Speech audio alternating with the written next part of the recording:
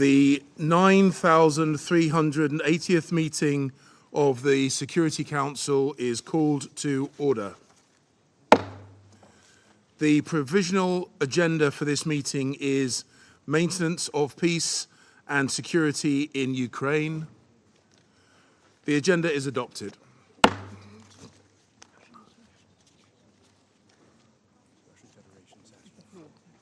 I give the representative of the Russian Federation the floor. Спасибо, господин Thank you, председатель. Mr. President.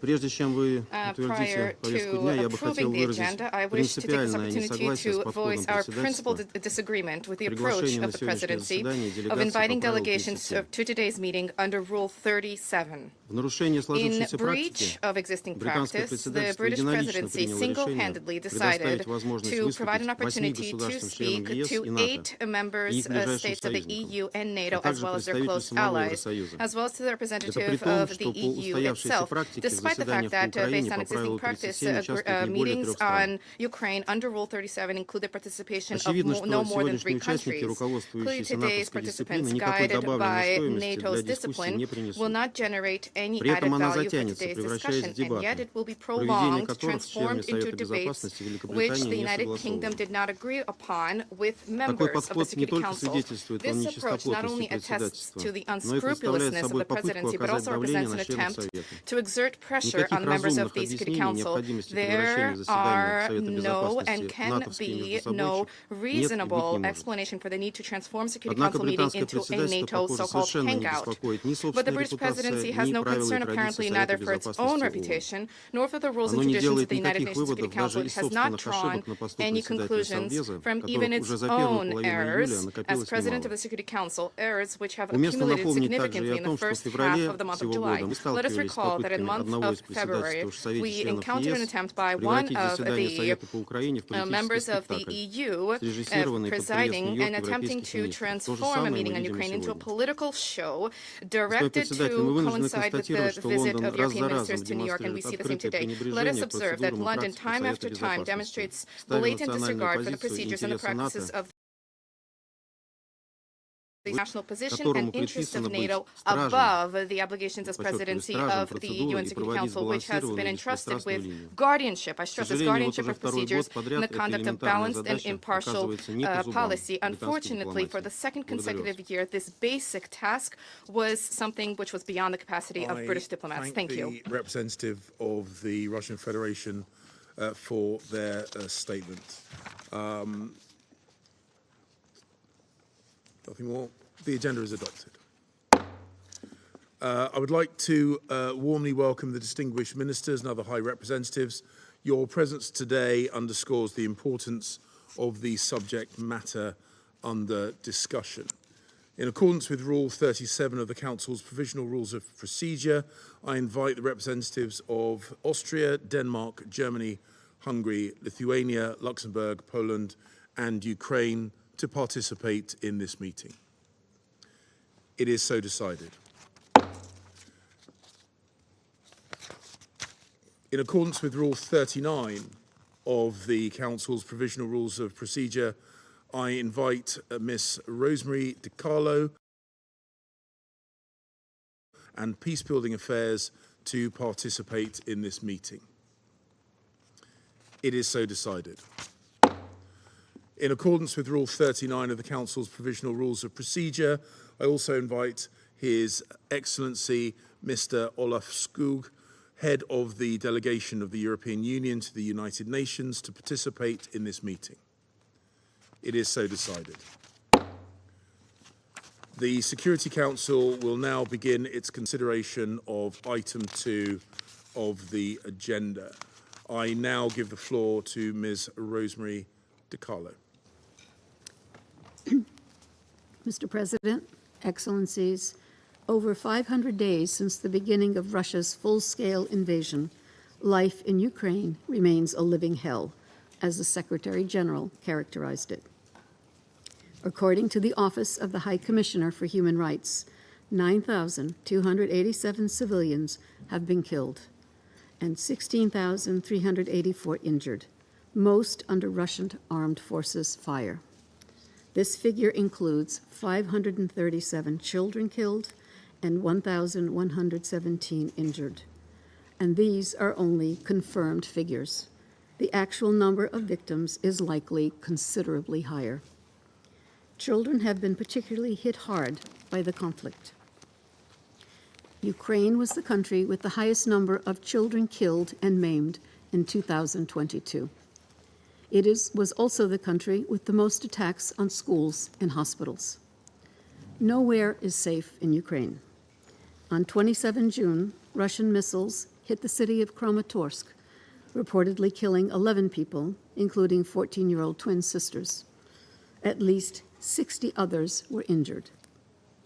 On 6 July, bombardments hit Kyiv, Odessa, and Lviv, which are far from the front lines. On 8 July, Russian artillery shelling reportedly killed at least 8 civilians and wounded 13 in Lyman.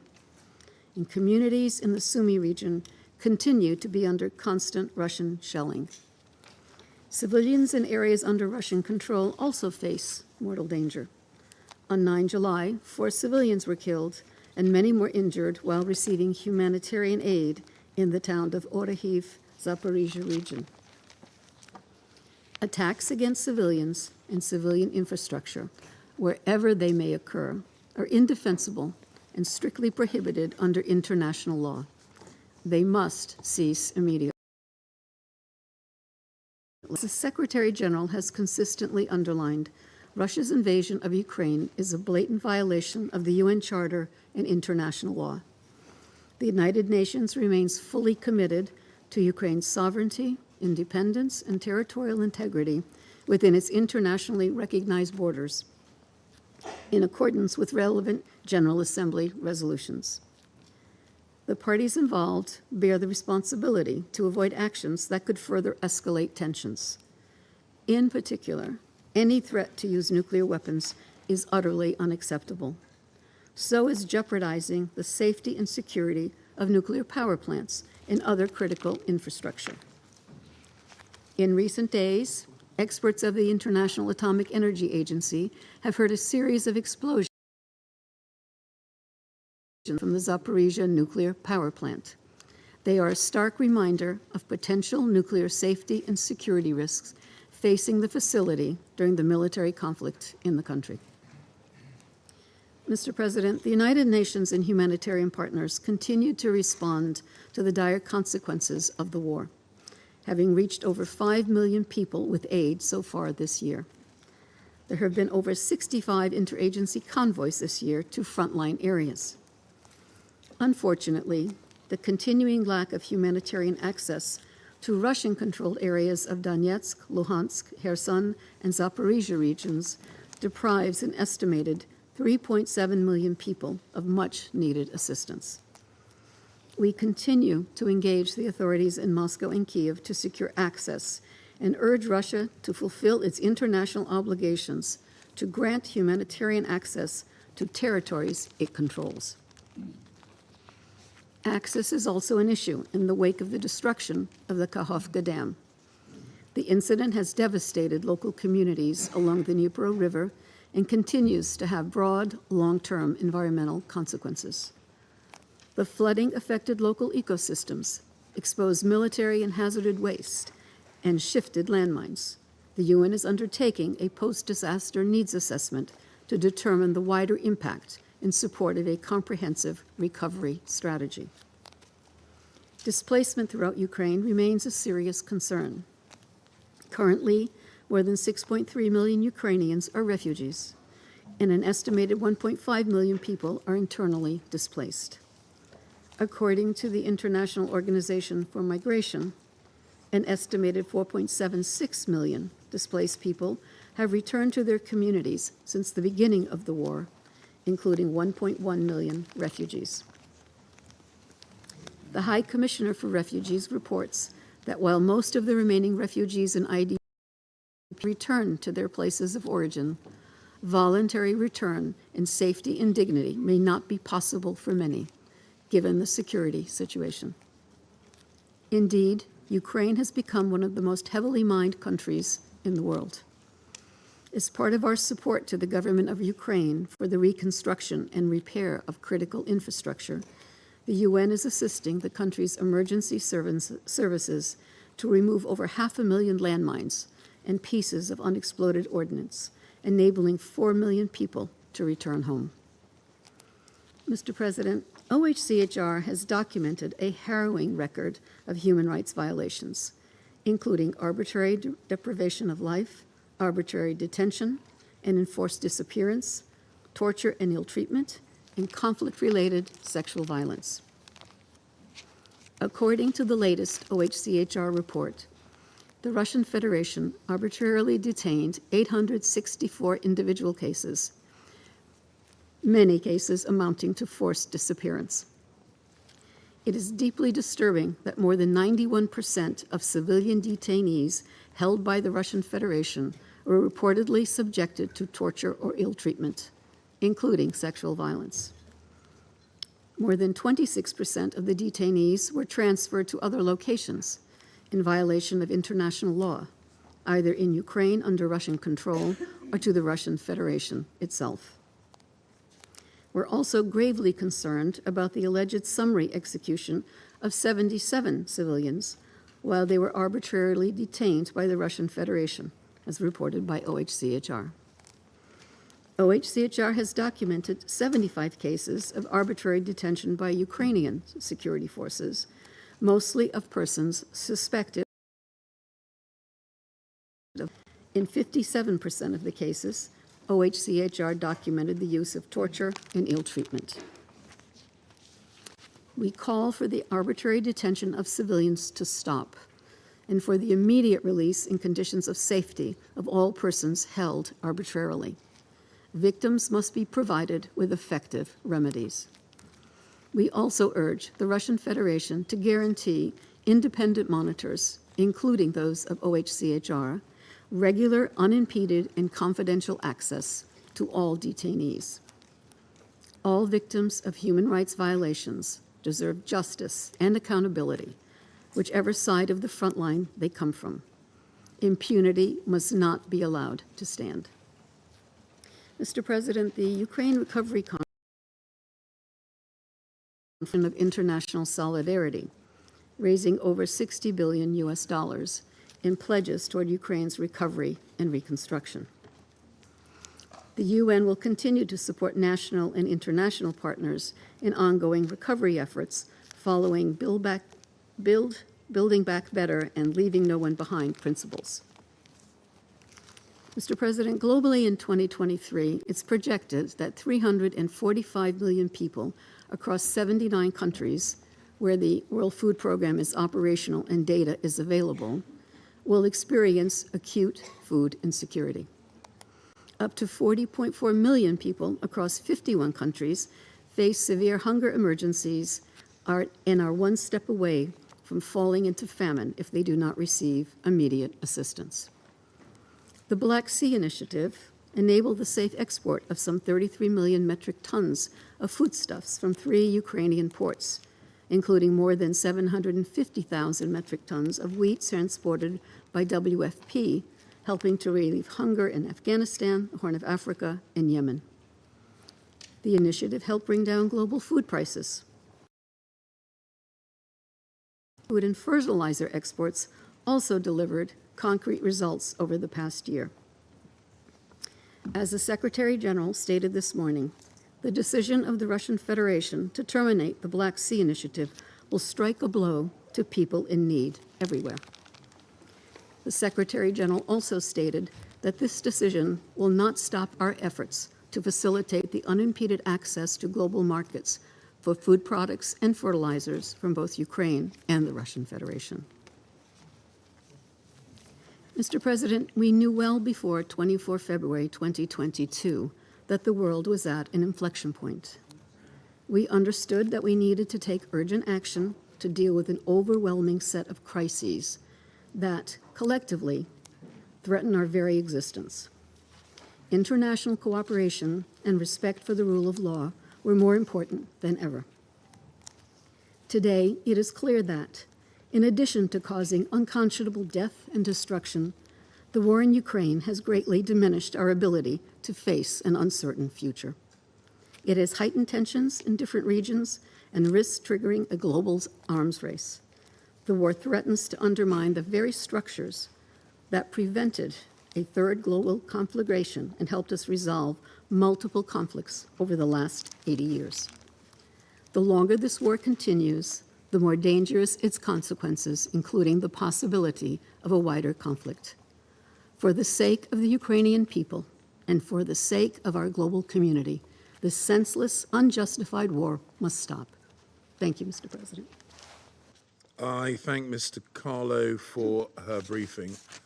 I shall now make a statement in my capacity as Secretary of State for Foreign, Commonwealth and Development Affairs of the United Kingdom of Great Britain and Northern Ireland.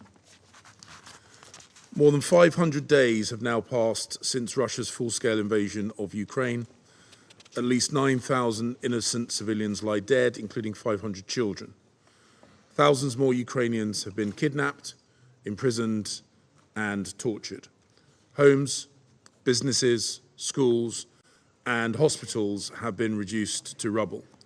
Russia's incessant attacks have knocked out 60% of Ukraine's power supply. This war has claimed countless victims. I'm going to focus on those who have been forcibly deported in this war and those who are going hungry as a result of it. In a teenage boy, I will call him Dennis. When the Russians captured his hometown, they told Dennis and his classmates that they were going to go on a holiday. They were, in fact, transported to a Russian camp where they were neglected, indoctrinated, and abused. Dennis's distraught mother was desperately searching for him, but the Russians, pretending to look after Dennis and countless others, told him his parents had abandoned him. The boy's ordeal lasted for 7 months before his mother, thanks to the charity Save Ukraine, found him and brought him home.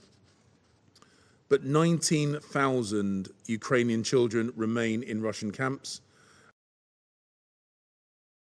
and a further 2.5 million Ukrainian men and women have been deported to Russia. These are barbaric crimes. Russia is trying to erase Ukrainian identity and cultural history, and they are using children as an instrument of war. But the world is watching, and Russia will be held accountable. We welcome the International Criminal Court's investigation, and we will leave no stone unturned until the responsible are brought to justice. Ukrainians are Russians' principal victims, but this war is also harming the poor and the vulnerable across the world, particularly in Africa, in Asia, and in Latin America. Energy prices rocketed by 20% worldwide last year, almost doubling global inflation from 4.7% to 8.7%. World food supplies have fallen sharply. Ukrainian food exports, maize, barley, or wheat, have plummeted by more than 40%. For sub-Saharan Africa, which relies on these supplies.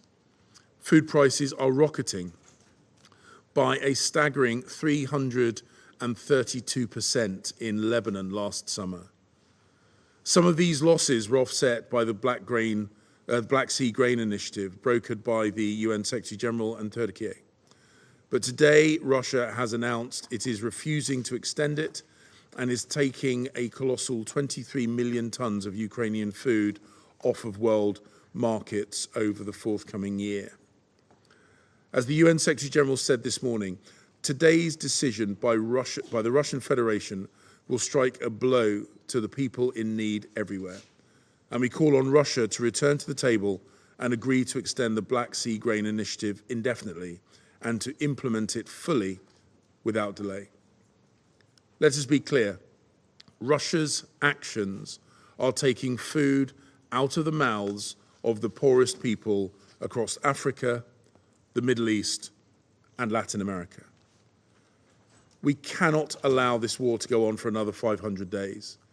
The UN General Assembly has called repeatedly for peace, a peace that is based on the principles of the UN Charter and our shared belief that might does not equal right. President Zelensky's 10-point plan has shown a way forward. Ukraine wants peace. We want peace. The whole world wants peace. Peace will bring home Ukraine's lost children and feed the hungry of the world. Peace will keep the promises we all made in the UN Charter, and peace will pave the way to a reformed multilateral system. And peace will help deliver the Sustainable Development Goals. A just and lasting peace is what we all want. The Russian Federation can choose peace today by withdrawing all Russian forces from Ukraine. Mr. Putin, bring your troops home. End this war now. I now resume my function as President of the Council. I now give the floor to Her Excellency, Ms. Catherine Colonna, Minister for Europe and Foreign Affairs of the Republic of France. Monsieur le Président, notre Conseil s'était réuni à niveau ministériel le 24 février dernier, après 360 choisis par la seule Russie. La veille, l'Assemblée générale lui avait à nouveau demandé de cesser son agression. Mais elle continue. Cela fait désormais plus de 500 jours qu'elle mène une guerre d'agression contre l'Ukraine. 500 jours qu'elle détruit. For 500 days, it has been destroying, bombing, and deliberately targeting civilian populations and infrastructure. For 500 days, it has been committing atrocities and war crimes, abducting and deporting thousands of children, using rape as a weapon of war, torturing and killing. This is 500 days too many. Nous avons fondé les Nations Unies au sortir de la Seconde Guerre mondiale. We founded the United en Nations prenant un at the engagement end of the collectif. Second World War with a collective Celui de faire en commitment sorte que les horreurs de la to guerre ensure ne that se the reproduisent plus. horrors of Celui war de would never privilégier le happen règlement again, to pacifique des prioritize différends the peaceful et de settlement of respecter des disputes that govern relations between states. Ce sont ces principes, ces règles que la These Russie, are the pourtant membre principles and the permanent rules du that Conseil de Russia, sécurité a et permanent member ayant à of ce the Security titre Council, une responsabilité with, in this particulière, regard, a a special choisi de responsibility, violer en has agressant chosen sans to raison violate un pays by voisin. attacking a neighboring country for no Ce qui se joue reason. en Ukraine concerne tous nos What États. is at stake in Ukraine D'abord parce concerns que all cette our agression, states. en remettant Firstly, ouvertement en because cause this les principes aggression, by fondamentaux de la Charte openly des calling Nations into Unies, question the crée un fundamental risque de principles of the précédent. United Nations Et que Charter, la manière dont creates nous a y risk of setting a répondrons precedent. déterminera And secondly, largement because the la way in which stabilité we et la respond sécurité to collective it will pour les largely décennies determine à our venir. collective stability and security for decades Tous to ceux qui come. pourraient être tentés de penser que cette guerre est trop All of lointaine, those who qu'elle might be est tempted to une think that this affaire war européenne ou qu'elle ne is les too far concerne pas, away, that it's a doivent le European affair, mesurer. that it doesn't concern them, should Si nous realize this. acceptions que la force prime If sur we le droit, accept might que prevailing la over souveraineté et right, l'intégrité territoriale sovereignty soient and territorial impunément integrity bafouées, being flouted with que impunity, l'agresseur et l'agressé soient mis sur the un pied aggressor and the d'égalité, aggressed being placed alors on nous an equal footing, contribuerions à créer then we les will be conditions contributing pour to d'autres creating guerres. the conditions for other wars. N'en doutons pas. Si nous Let laissons there be cette no agression être doubt. récompensée, If we allow d'autres this aggression agressions to be se rewarded, produiront, there will be other là aggressions ou ailleurs. there. Ici, c'est aussi parce que ses This war conséquences concerns pèsent us all lourdement sur here, les also populations du because its monde entier, consequences are notamment weighing heavily celles on des pays les people plus around the pauvres et les world, plus vulnérables. particularly those in the Et poorest que and most l'agression russe vulnerable a trop countries, de and conséquences because Russian négatives aggression is having partout. too many adverse consequences Pendant que la Russie prétend everywhere. être solidaire, mais ne While propose Russia rien pretends to pour show venir en aide aux solidarity but autres. offers nothing to Nous help avons organisé others, à Paris les we 22 et 23 organised a juin summit in un Paris on the sommet pour un nouveau 22nd pacte and financier 23rd of June mondial for a qui a new permis des global résultats financial concrets, pact, y compris which sur led la to gestion tangible de la results, dette, including on debt et a permis de management. tracer une dynamique It claire set pour a clear mobiliser des course for financements à mobilizing destination des funding for the pays qui countries en ont that le need it plus most. besoin. Pendant que la Russie déploie ses milices While Russia pour piller les deploys its ressources du militias continent to plunder the africain, resources of the la African France a accru ses continent, partenariats pour le développement France has et est increased its devenue le development quatrième bailleur partnerships mondial and d'aide become the publique. world's fourth largest donor of Et pendant official que la aid. Russie exerce un chantage While Russia is inacceptable à la unacceptably reconduction de subjecting l'initiative the céréalière de renewal la of the mer Black Noire, Sea Grain alors que Initiative c'est to elle blackmail, qui entrave la and while liberté de it is Russia circulation that is en mer hindering Noire, freedom of movement in the Black l'Union Sea, européenne poursuit the et European améliore ses Union corridors de is pursuing and solidarité qui improving ont its permis solidarity d'exporter plus corridors, de which have 38 millions enabled de the tonnes export de of more than céréales. 38 million tons of grain. Monsieur le Président, après 500 jours President, d'une guerre after d'agression 500 days illégale, of an illegal, injustifiable unjustifiable, et vouée à l'échec, and doomed war of il est aggression, essentiel que nous renforcions it's notre essential that mobilisation we pour la paix. step up our rallying Je behind the tiens de cause ce of point de peace. vue à saluer les nombreuses initiatives In this qui se sont respect, fait I jour would like to au cours welcome des the many dernières semaines. initiatives that have emerged in Elles recent montrent que weeks. l'attachement à l'idéal qui a fondé les They Nations show that Unies the commitment to the reste ideal on which the largement UN was partagé. founded remains largely Mais nos shared. efforts n'auront de sens que s'ils permettent de créer les But our conditions d'une efforts will paix only be juste et meaningful if they durable, create the dans le conditions respect for a des just principes and lasting fondamentaux de la peace, Charte, respecting the que fundamental sont la principles of the souveraineté Charter, et that l'intégrité is, the territoriale des sovereignty and États. territorial integrity of states. Soyons lucides.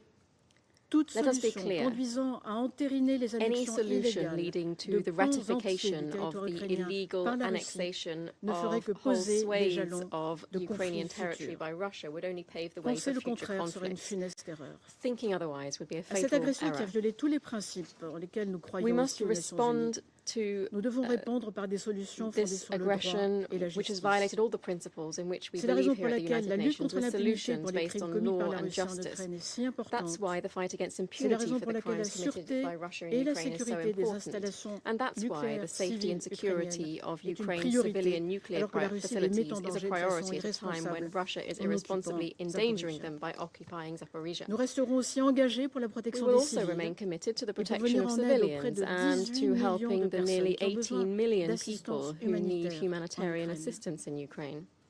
L'Ukraine, pays agressé alors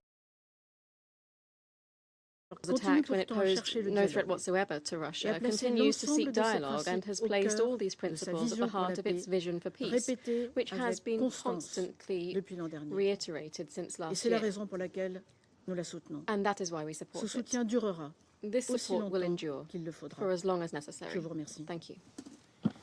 I thank Her Excellency Miss Colonna for her statement. I now give the floor to Her Excellency Miss Linda Thomas Greenfield, Permanent Representative of the United States of America and member of President Biden's cabinet. Thank you, Mr. President, and thank you, Undersecretary General DiCarlo, for your briefing. As I prepared for today's meeting, I thought back to the days leading up to President Putin's Ukraine. This was just over 500 days ago. For weeks, the United States, alongside many countries represented in this room, had been sounding the alarm about Russia's imminent invasion. But all Russia did was deny, deny, deny. Russia's deputy foreign minister told us to stop the hysteria. But only a few days later, we were all here in this room, in this very council, when Russia launched its brutal war of aggression. That night, President Biden delivered a message that would prove prescient. He said that Putin's war of choice, and I quote, will bring a catastrophic loss of life and human suffering, unquote. Tragically, the world has watched this play out in horrifying detail in Ukraine and around the world. After all, the spillover effect of this needless war are profound. Just look at the harm Russia has done to the world's food supply. By weaponizing food, Russia has exacerbated the global food security crisis, a crisis that disproportionately impacts people in the Middle East and Africa. And today, in another act of cruelty, Russia suspended its participation in the Black Sea Grain Initiative. This arrangement has brought stability to global food markets and lowered food prices for all. It has bolstered the World Food Programme's humanitarian work in places like Afghanistan, Somalia, and Yemen. And according to the UN, nearly 2/3 of the wheat exported through this arrangement has gone to developing countries. As the Secretary General said, quote, "Today's decision by the Russian Federation will strike a blow to people in need everywhere," unquote. Of course, this decision follows Russia's callous veto of a compromise Security Council resolution that would have extended life-saving assistance to Syrians in dire need. In both cases, Russia's cynicism is instructing the will of this council, and it's obstructing the recommendations of the Secretary General. We must all urge Russia to extend the cross-border mechanism into Syria and continue its participation in the Black Sea Grain Initiative. Colleagues, over the past 500 days, Russia has waged a campaign of brutality on the Ukrainian people. Russia's forces have rained missiles down on Ukraine, causing unconscionable death and destruction. We've all seen the images of bombed out homes and schools and playgrounds.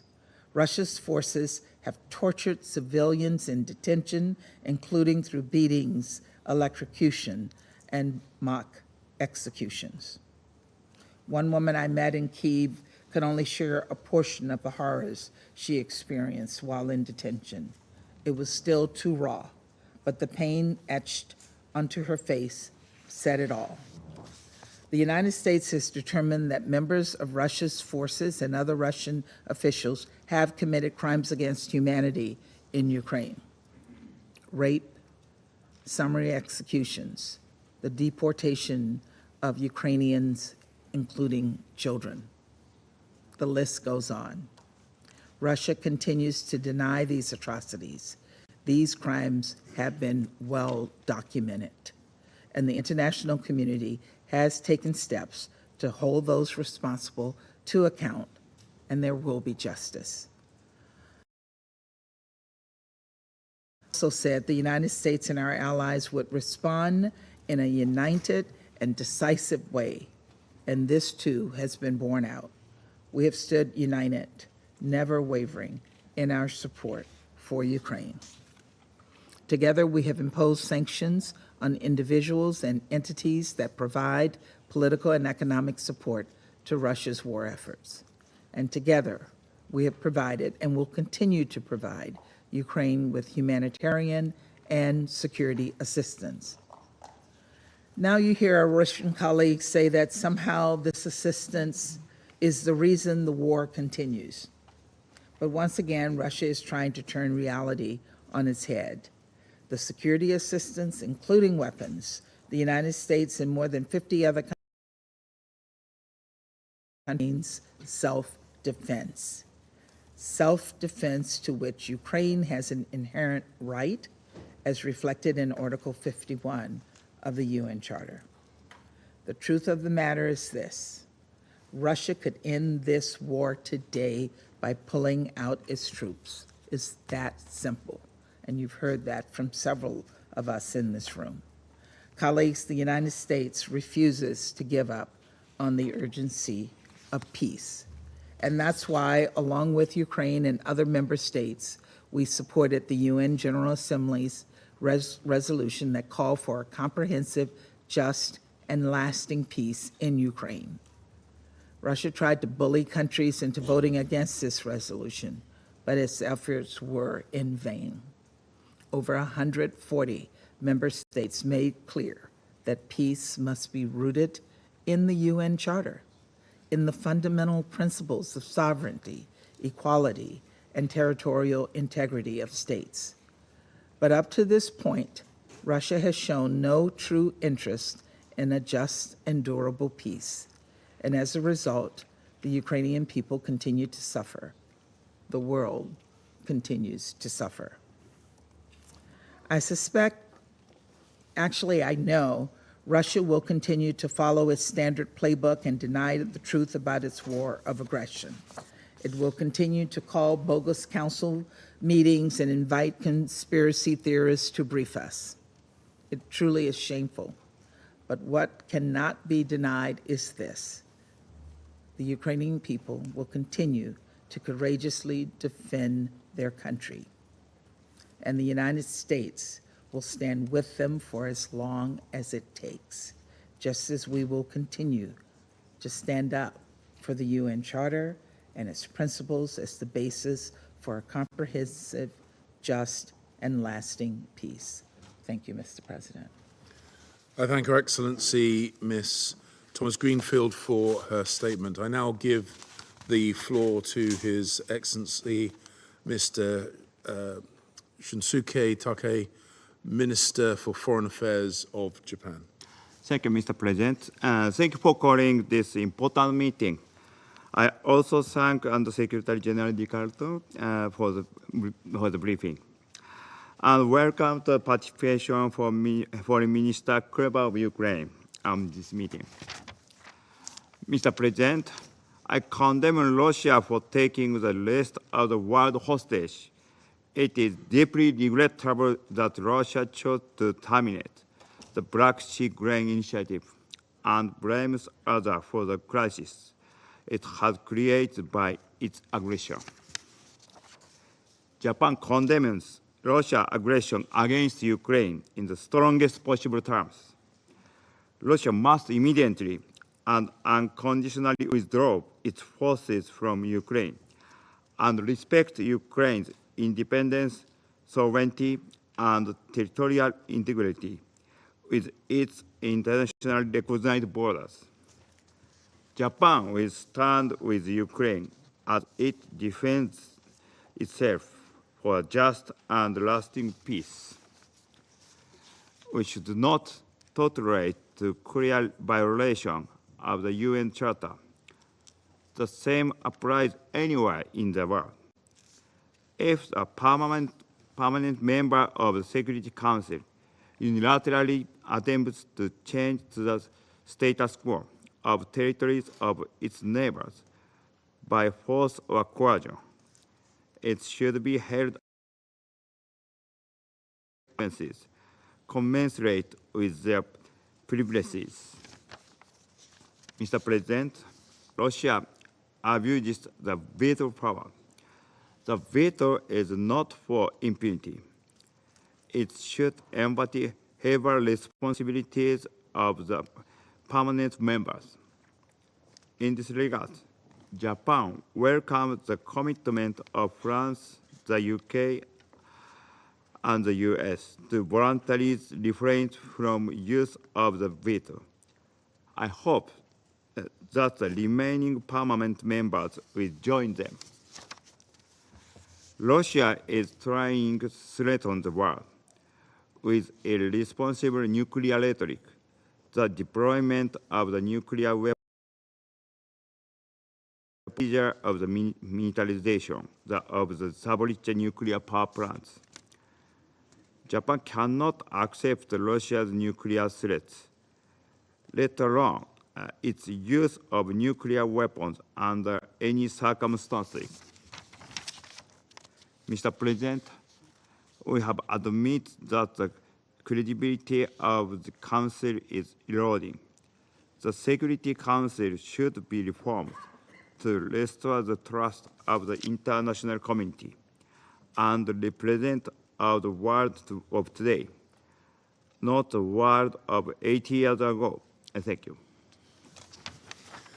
I thank His Excellency Mr. Take for his statement.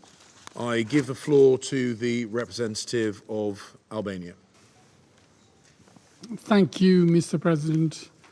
And let me thank Rosemary for the insightful briefing, as always, with accurate and indisputable information on the matter. We thank the UK Presidency for convening this high-level meeting on the situation of Ukraine and welcome you, Foreign Secretary. After more than 500 days of ongoing war in Ukraine, what we have said since the very beginning of this lunacy remains true. It is an unjust and unjustifiable war of choice, a one-man-made catastrophe, a pure act of aggression. During all this time, in our almost weekly debates, we have heard everything and its contrary. We have seen officials declare here pompously, looking straight into the eyes of the Security Council members that there will be no war. And it was a lie, and everyone knows, including everyone in the Global South. Then, when war began, they rushed to specify that it was only a special military operation, otherwise an aggression. Then they claimed that Russia never commits crimes despite overwhelming and sickening evidence of cruelty, which has, among others, led the ICC to issue arrest warrants for the top leadership. Then they claimed that Russia never attacks civilian infrastructure except for the residential areas, shopping malls, power generation installations, health facilities, schools, and kindergartens, and everything else. If Samuel Beckett were alive, he would be jealous. The theater of absurd is thriving in Russia. Russian propaganda has never lost an occasion to claim that despite all the devastating consequences of the war, there were no facts and everything was staged by Ukraine, pushed by the Western hysteria. Until a Russian in the highest Kremlin circles of power, the infamous leader of the notorious Wagner Group, the assembly line of atrocities, a killing machine 100% owned and financed by the government to do the dirty job, would come out and claim that the invasion of Ukraine was nothing less and nothing more than, and I quote, a racket perpetrated by a corrupt elite chasing money and glory without concern for the Russian lives. They've said it. Hard to do better with more accuracy. Colleagues, we have heard so many times that Russia is falling out with the international rules-based order. They claim they want out. I think it's important to understand what this is all about. The rules-based international order, which my country, Albania, and the overwhelming majority of the world, and 143 at the last count in the General Assembly, want and protect, is everything we have commonly built over 78 years together, bit by bit, to shift from the culture of war to the shared desire for peace and cooperation. It relies on the foundations of the Charter of the UN, in the dozens of conventions and treaties, the countless UN Security Council and UNGA resolutions, court rulings, all that precious that we commonly call the international law. It is the order where, despite their wealth and might, nations are equal, free to decide on their choice and their future, where relations between states are based on friendship and respect and genuine efforts to achieve mutual benefits, where rules and commitments are respected and observed, where we all, including Russia, have committed to work for peace, not preparing for the next war. It is the international order that Russia doesn't want anymore, because it wants to evolve against instead of together, because it wants to dictate the geopolitical choices of others, including Ukraine, because it wants to impose its imperial ambitions and consolidate the influence of what they call the near abroad, in what they see and call again the Russian world.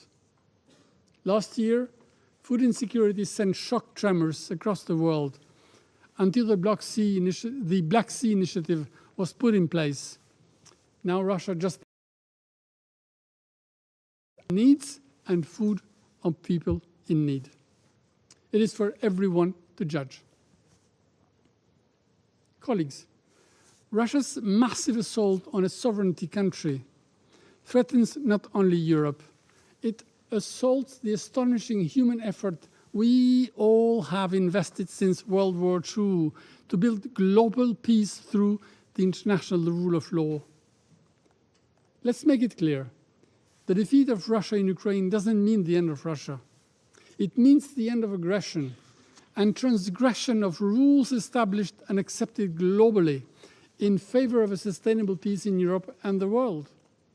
Instead, a victory of Russia signifies the prevalence of imperial powers, the sanction of war as a means to dominate its neighbors. We don't want any of this, and we cannot accept it.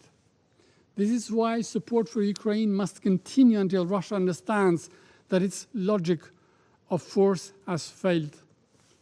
And including, Mr. President, by reverting to a lesson of history, which tells that wars, however long, do not last forever. And Russia's war of choice will end as well. The sooner, the better for all, for Ukrainians and for Russia itself. This is why the door of diplomacy should remain open. We fully support the Ukraine's peace formula for a comprehensive, just and sustainable peace. It should respect the independence, territorial integrity, and sovereignty of Ukraine within its internationally recognized borders as protected by international law and the UN Charter. Any other solution will not lead to a lasting peace, but only to a postponement of conflict. And I thank you. I thank the representative of Albania for their statement. I now give the floor to the representative of the United Arab Emirates. Mr. President, I'd like to thank Undersecretary General DiCarlo for her informative briefing and express my appreciation to you, Foreign Secretary Cleverly, for presiding over this meeting. I also welcome the other distinguished ministers and high-level representatives who have joined us today. The toll that the war in Ukraine is exacting on civilians is enormous. Further afield, the consequences of conflict have reverberated across the globe. Since the Black Sea Grain Initiative and the Memorandum of Understanding on the export of Russian fertilizers and food products were agreed almost 1 year ago, they have had significant impact globally. The shift in the price of grain following the announcement of the initiative's termination this morning reflects its importance. The UAE regrets that the agreement will not continue, and Ukrainian food items will struggle to reach those who depend on them. Though this remains a political decision, it is the most vulnerable who are now forced to grapple with the very real consequences of the decision. The initiative is one of the few positives that have emerged in the context of this conflict. These agreements were born out of a resolute commitment to dialogue, and it is our hope that dialogue will prevail among the parties. Mr. President, the world has witnessed more than 500 days of suffering since the beginning of the war. It is difficult to convey the true cost of this conflict. One, the tens of thousands killed and injured, and the impossible situation faced by those living amidst the shifting front lines. One can speak of the destruction wrought by the war and the long journey towards reconstruction that awaits Ukraine. One can also speak of the intangible impacts, the broken families, the uprooted communities, and the traumatized children. All will last long after the last bullet is fired. Since the outbreak of war, the World Health Organization has recorded more than 1,000 attacks on healthcare in Ukraine, including on medical facilities, personnel, and their means of transport. We reiterate our call on the parties to respect their obligations under international law. We underline the demand made by this Council in Resolution 2286 that all parties to armed conflict ensure the respect and protection of all medical personnel, their means of transport and equipment, as well as hospitals and other medical facilities. In the last week alone, there have been 2 instances of humanitarian aid workers coming under fire. We urge all relevant authorities to facilitate the life-saving work of humanitarian organizations. This is especially important at a time when humanitarian needs remain significant and civilians are facing continued interruptions to power supplies across the country.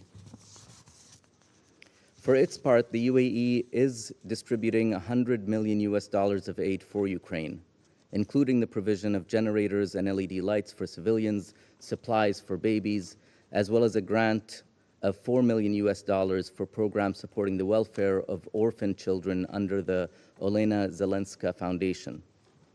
The UAE will continue its humanitarian efforts to help alleviate suffering on the ground. Mr. President, today's announcement is disappointing, but it should not dissuade our collective efforts to bring the war to an end. The United Arab Emirates will continue to call for this and support all genuine efforts to mitigate the war's consequences. De-escalation and dialogue are necessary to achieve a sustainable and just peace, a peace that is in line with the UN Charter and respects Ukraine's sovereignty, independence, and territorial integrity. Thank you, Mr. President. I thank the representative of the United Arab Emirates for their statement. I now give the floor to the representative of Ghana. Mr. President, it has been 510 days since the war against Ukraine began. Regrettably, today, we are less close to finding a resolution to the conflict than when it started, and deepening differences may cause widespread and long-term damage to multilateralism and our shared ambition for global peace and security. Already, we have seen several thousand lives lost on both sides, whole cities that have been destroyed, safeguards against nuclear facilities that have been jeopardized, amplified and reckless rhetoric on nuclear weapons that have risked lowering the threshold of its use, and the proliferation and use of dangerous weapons that have rolled back our collective ambitions on arms control.